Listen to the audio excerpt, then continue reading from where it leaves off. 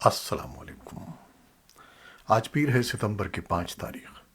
پاکستان میں سر شام کے 7، بھارت میں 7:30، اور یہاں ہمارے اسٹوڈیوز کی گھڑیوں میں صبح کے 10 بج رہے ہیں۔ وائس آف امریکہ واشنگٹن کی اردو سروس سے میں ہوں خالد حمید، خبروں کے ایک بلٹن کے ساتھ۔ پاکستان نے غیر معمولی سیلاب کے پیش نظر وسیع تر انسانی رد عمل کی اپیل کی ہے۔ ملک میں آنے والے اس سیلاب میں 1000 سے زیادہ افراد ہلاک ہو گئے ہیں۔ صوبہ سندھ میں اتوار کو بڑا علاقہ زیر آب رہا۔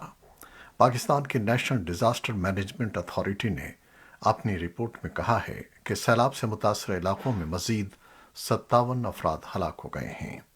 جون کے وسط میں شروع ہونے والی مانسون کی بارشوں سے ملک میں 441 بچوں سمیت کل اموات 1265 ہو گئیں۔ فوج کے ترجمان کے مطابق فوج نے 50,000 سے زائد بے گھر افراد کے لیے تقریباً 150 پناہ گاہیں قائم کی ہیں، جبکہ 250 کے قریب طبی مراکز میں اب تک 83,000 افراد کی مدد کی جا چکی ہے۔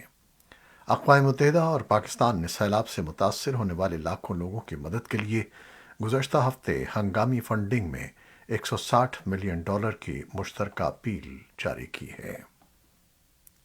وزیر اعظم شہباز شریف پیر کو سکھر پہنچے اور سیلاب سے متاثر علاقوں کا دورہ کیا اور نقصانات کا جائزہ لیا۔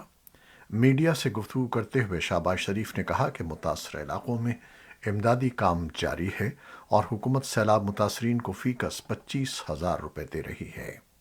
سندھ سیلاب سے سب سے زیادہ متاثر ہونے والے صوبوں میں سے ایک ہے، جہاں اب تک 500 افراد موت کا شکار ہو گئے اور 8,300 کے قریب زخمی ہو چکے ہیں۔ پاکستان کی فوج کے ترجمان نے کہا ہے کہ نازک وقت میں پاک فوج کی سینئر قیادت کو متنازع بنانے کی کوشش انتہائی افسوسناک ہے، اور فوج میں چیئرمین پاکستان تحریک انصاف عمران خان کے انتہائی غیر ضروری بیان پر شدید غم و غصہ پایا جاتا ہے۔ فوج کے شعبہ تعلقات عامہ ISPR نے کہا کہ آرمی چیف کی تعیناتی کے آئین میں واضح طریقہ کار کی موجودگی کے باوجود سینئر سیاستدانوں کی جانب سے اس عہدے کو متنازع بنانے کی کوشش انتہائی افسوسناک ہے۔ عمران خان کے اس بیان پر سیاسی رہنماؤں کی جانب سے بھی تنقید کا سامنا ہے، تو مبصرین اسے غیر ضروری قرار دے رہے ہیں۔ پاکستان میں حکومت کے ساتھ جنگ بندی اور مستقل مصالحت کے لیے جاری مذاکرات کے باوجود کل عدم شدت پسند تنظیم تحریک طالبان پاکستان کے پولیس اہلکاروں پر ہلاکت خیز حملوں کی ذمہ داریاں قبول کرنے سے مجوزہ امن معاہدے کا مستقبل مشکوک ہو گیا ہے۔ طالبان عسکریت پسندوں کا دعویٰ ہے کہ پولیس اہلکاروں کے خلاف حملے میں وہ اپنا دفاع کر رہے ہیں، جبکہ حکومت کا دعویٰ ہے کہ طالبان کے ساتھ جنگ بندی کا معاہدہ برقرار ہے۔ پچھلے 4 دنوں میں پشاور سمیت خیبر پختونخوا کے جنوبی اضلاع ڈیرہ اسماعیل خان اور لکی مروت میں پولیس اہلکاروں پر فائرنگ کے تینوں، جبکہ پشاور سے ملحقہ قبائلی ضلع خیبر کے باڑہ میں فرنٹیئر کور کے ایک قافلے پر دیسی ساختہ بم حملے کی ذمہ داریاں کالعدم تنظیم نے ترجمان کے جاری کردہ بیان میں قبول کی ہیں۔ ان حملوں میں کم از کم 3 اہلکار ہلاک اور متعدد زخمی ہوئے ہیں۔ تجزیہ کاروں کا موقف ہے کہ طالبان کے بیانات اور پرتشدد واقعات پر حکومت اور حکومتی عہدیداروں کی مسلسل خاموشی نے نہ صرف طالبان کے ساتھ مستقل مصالحت کے لیے جاری مذاکرات کے مستقبل کو غیر مبہم بنا دیا ہے، بلکہ اس سے لوگوں میں خوف و ہراس پھیل جانا بھی ایک فطری عمل ہے۔ خیبر پختونخوا کے وزیر اعلیٰ کے مشیر برائے اطلاعات بیرسٹر محمد علی سیف نے رابطے پر وائس آف امریکہ کو بتایا کہ جنگ بندی کا معاہدہ بالکل برقرار ہے، تاہم ان کے بقول زیادہ تر اس قسم کے واقعات میں TTP ملوث نہیں، بلکہ چھوٹے موٹے دیگر گروپ ملوث ہوتے ہیں۔ انہوں نے بھی طالبان ترجمان کے اس موقف کی تائید کی کہ جنگ بندی کے معاہدے میں اپنے آپ تحفظ یا اپنے دفاع کا حق فریقین کو حاصل ہے۔ اس قسم کی کارروائیوں کے لیے ایک دوسرے کو اعلیٰ سطح پر اطلاع دی جاتی ہے اور بعد میں جانی و مالی نقصانات کے بہت کم امکانات ہوتے ہیں۔ انہوں نے کہا کہ آج بھی ان کا طالبان کے ساتھ رابطہ ہوا تھا۔ پاکستان کے سب سے بڑے شہر اور مالیاتی دارالحکومت کراچی میں اسٹریٹ کرائمز کی ایک اور لہر میں صرف 5 دنوں میں कम अज़ कम 9 अफराद को डकैती के दौरान कत्ल कर दिया गया। कत्ल होने वालों में 17 साला लड़का भी शामिल है, जिसे स्ट्रीट क्रिमिनल्स के खिलाफ मुजाहिमत करने पर कत्ल किया गया। कराची पुलिस के तर्जुमान ने बताया कि पुलिस ने स्ट्रीट क्राइम्स के बढ़ते हुए रुझान के पेश नज़र हिकमत अमली को तब्दील किया है और अब पुलिस एहलकारों का मोटरसाइकिलों पर गश्त मज़ीद बढ़ाया जाएगा। रूस की सरकारी खबर रसां एजेंसी ने कहा है कि अफगान दारुल काबुल में रूसी सिफारतखाने के बाहर एक बम धमाके में सिफारती अमले के 2 एहलकारों समेत 6 अफराद हलाक हो गए हैं। मरने वालों की तादाद में इजाफा हो सकता है, जबकि मुतज़ाद रिपोर्टों में कहा जा रहा है कि 8 से 10 लोग हलाक हो चुके हैं। एजेंसी ने कहा है कि धमाका उस वक्त हुआ जब एक रूसी सिफारतकार बाहर इंतजार करने वाले लोगों को वीज़े के उम्मीदवारों के नाम बताने के लिए बाहर आए। काबुल के एक तर्जुमान ने कहा कि कम अज़ कम 10 लोग जख्मी हुए हैं। तर्जुमान का कहना है कि खुदकुश बमबार इस हमले में मुलव्वस था। किसी ने फौरी तौर पर इस धमाके की जिम्मेदारी कबूल नहीं की है। तालिबान के सूबाई हुक्काम का कहना है कि गुज़श्ता रात मशरक़ी सूबे कवा के ज़िले नूरगुल में ज़िलज़ले के नतीजे में 6 अफराद हलाक और 9 ज़ख्मी हो गए। तालिबान के इत्तलात व सकाफ़त के सूबाई सरबराह मौलवी नजीबुल्ला हनीफ ने वॉइस ऑफ अमेरिका को बताया कि ज़लज़ले से अमलाक को भी नुकसान पहुंचा है। भारत में हिज़्ब इख्तिलाफ की सबसे बड़ी जमात कांग्रेस से हाल ही में मुस्ताफ़ी होने वाले सरकर्दा रहनुमा गुलाम नबी आज़ाद ने कहा है कि वो कौमी सतह की जिस नई पार्टी की तश्कील कर रहे हैं, वो नई दिल्ली के ज़ेर इंतज़ाम कश्मीर को दोबारा मुकम्मल रियासत का दर्जा दिलाने और उसके हकीकी बाशिंदों के अराज़ी और सरकारी नौकरियों पर हुकूक के तहफ़्फ़ुज़ के लिए लड़ेगी और कश्मीरी बरहमन हिंदुओं के घरों को वापसी के लिए काम करेगी। आज़ाद ने इतवार को जम्मू में एक अवामी जलसे से खिताब करते हुए कहा कि उनकी मुजव्वज़ा पार्टी अगरचे भारत में कौमी सतह की पार्टी होगी, लेकिन उसका अवलीन मकसद जम्मू कश्मीर के अवाम को दरपेश मसाइल का इज़ाला करना होगा और उसकी सरगर्मियाँ इलाक़े में मुमकिना तौर पर अगले साल के शुरू में कराए जाने वाले असम्बली इंतखाबात पर फौरी तौर पर मरकूज़ रहेंगी।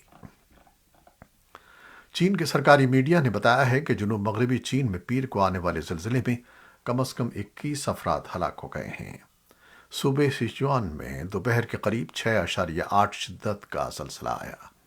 ज़लज़ले के झटके सूबाई दारुल हुकूमत चैंगडू में भी महसूस किए गए, जो ज़लज़ले के मरकज़ से 200 किलोमीटर दूर वाक़ है। अमेरिका के सदर जो बाइडन आज लेबर डे की अपनी तकरीबात का आगाज़ एक अहम तरीन इंतखाबी मैदान विस्कॉन्सिन के अपने एक दौरे से कर रहे हैं, जिसके बाद वो रियासत पेंसिल्वेनिया का दौरा करेंगे, जो एक हफ्ते से भी कम अरसे में उनका तीसरा दौरा है। व्हाइट हाउस का कहना है कि बाइडन अमरीकी कारकुनों के वक़ार का जश्न मनाएंगे।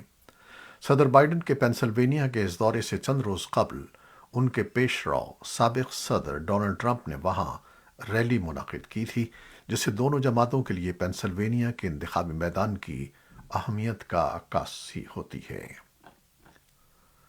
बरतानिया की कंजर्वेटिव पार्टी ने पीर को ऐलान किया कि सेक्रेटरी खारजा लिज ट्रस पार्टी की वोटिंग से कंजर्वेटिव पार्टी की रहनुमा और नए वज़ीर आज़म के तौर पर सामने आई हैं।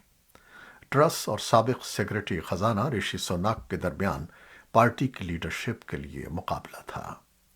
ट्रस ऐसे में ओहदा संभालेंगी जब बरतानिया को कसाद बाजारी और तवानाई के बढ़ते हुए बिलों का सामना है।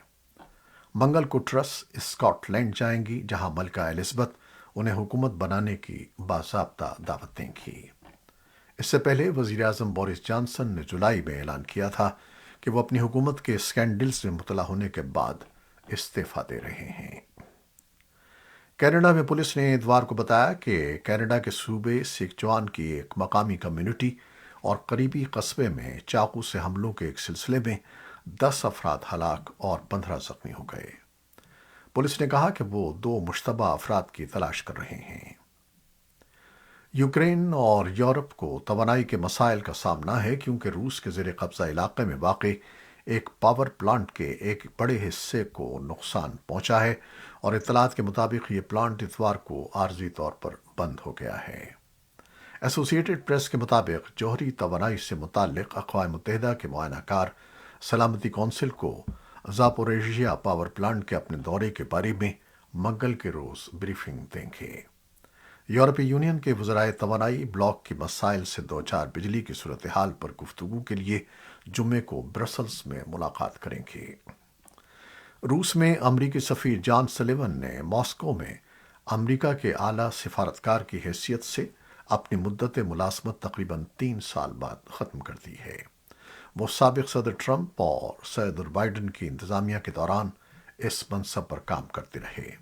اب وہ سرکاری ملازمت کے اپنے طویل کیریئر سے سبکدوش ہو رہے ہیں۔ ایران نے بہائی شہریوں کے خلاف اپنی کارروائیاں تیز کر دی ہیں اور 12 بھائیوں کو پکڑ دھکڑ کی اس جاری کارروائی میں گرفتار کیا گیا ہے۔ ان پر بدعتی ہونے اور اسرائیل کے ساتھ رابطے رکھنے کا الزام عائد کیا گیا ہے۔ ایرانی اور انسانی حقوق کے گروپس اس کی مذمت کر چکے ہیں۔ غزہ کے حماس حکام نے قتل اور اسرائیل کے ساتھ مبینہ تعاون کے الگ الگ مقدمات میں سزا پانے والے 5 فلسطینی مردوں کو سزائے موت دے دی ہے۔ وزارت داخلہ نے کہا کہ اتوار کو دی جانے والی پھانسیوں کا مقصد عوام کا تحفظ اور سیکیورٹی کا حصول تھا، لیکن ماضی میں انسانی حقوق کے گروپس اسلامی عسکریت پسند گروپ کے فوجی اور سویلین عدالتوں میں منصفانہ مقدمے کے معیار پر سوال اٹھا چکے ہیں۔ ایسوسیٹڈ پریس کے مطابق ان میں سے 2 افراد فلسطینی سیکیورٹی فورسز کے ارکان تھے اور انہیں فائرنگ اسکواڈ کے ذریعے ہلاک کیا گیا، جبکہ باقی 3 کو غزہ شہر میں ایک حفاظتی مقام پر صبح کے وقت پھانسی دی گئی۔ اسرائیلی فوج کے ایک ادارے نے مغربی کنارے کے فلسطینی علاقوں میں داخلے کے خواہاں غیر ملکیوں کے لیے ضابطوں اور پابندیوں کی ایک نئی فہرست جاری کی ہے۔ فلسطین شہری امور کے انچارج ادارے گوگیٹ نے اس سے قبل ضابطوں کے ایک مسودے میں سامنے آنے والی متعدد متنازع پابندیوں کو چھوڑ دیا ہے اور اتوار کو جاری ہونے والی متعدد تبدیلیاں زیادہ تر سطحی دکھائی دیتی ہیں۔ امریکی سفیر نے ان ضابطوں کے بارے میں تشویش کا اظہار کیا اور انسانی حقوق کے گروپس نے کہا کہ وہ فلسطینی آبادی پر اسرائیل کے 55 سالہ کنٹرول کو مزید سخت کرتی ہیں۔ یہ تھیں وہ خبریں جو فیس بک لائیو پر ہم نے آپ کے لیے پیش کیں۔ ہماری ویب سائٹ، یوٹیوب اور پوڈ کاسٹ پر یہ بلیٹن آپ کے لیے پوسٹ کر دیا جاتا ہے۔ آپ ہمارے بلیٹن کو شیئر کرتے ہیں اور اپنے کمنٹس میں اپنی محبتوں کا اظہار کرتے ہیں، جس کے لیے ہم آپ کے بے انتہا مشکور ہیں۔ اپنی ان محبتوں کو، ان کاوشوں کو جاری رکھیے گا۔ نیوز ایڈیٹر بہجت جیلانی کے ساتھ خالد حمید کو اجازت دیجیے گا۔ اللہ حافظ۔